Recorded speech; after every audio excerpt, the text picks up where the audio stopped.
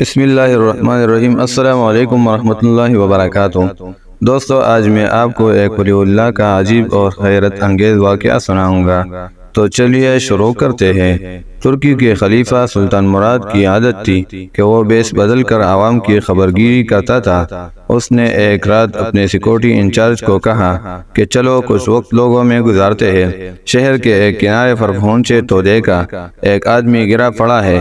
بادشاہ نے اسے ہلا کر دیکھا تو مردہ انسان تھا۔ لوگ اس کے پاس سے گزر کر جا رہے تھے۔ بادشاہ نے لوگوں کو آواز دی، ادھر آؤ بھائی۔ لوگ جمع ہو گئے اور وہ بادشاہ کو پہچان نہ سکے۔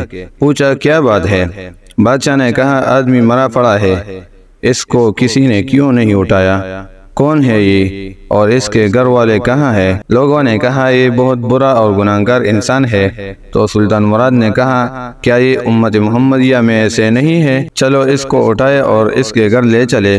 لوگوں نے میت گھر پہنچا دی۔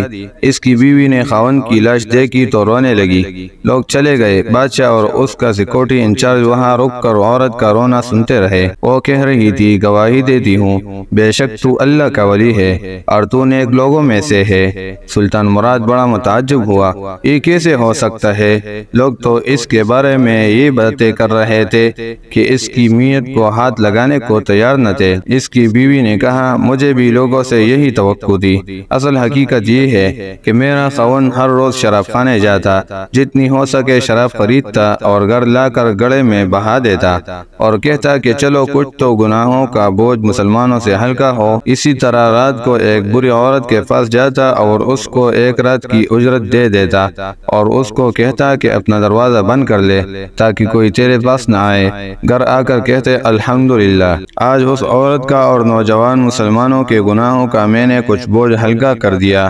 لوگ اس کو ان جگہوں پر آتا جاتا دیکھتے تھے۔ میں اسے کہتی تھی کہ یاد رکھ جس دن تو مر گیا لوگوں نے نہ تجھے غسل دینا ہے اور نہ تیری نماز پڑھتی ہے اور نہ تجھے دفنانا ہے۔ وہ مسکرا دیتا اور مجھ سے کہتا کہ گھبراؤ مت، تو دیکھے گی کہ میرا جنازہ وقت کا بادشاہ علماء اور اولیاء پڑھیں گے۔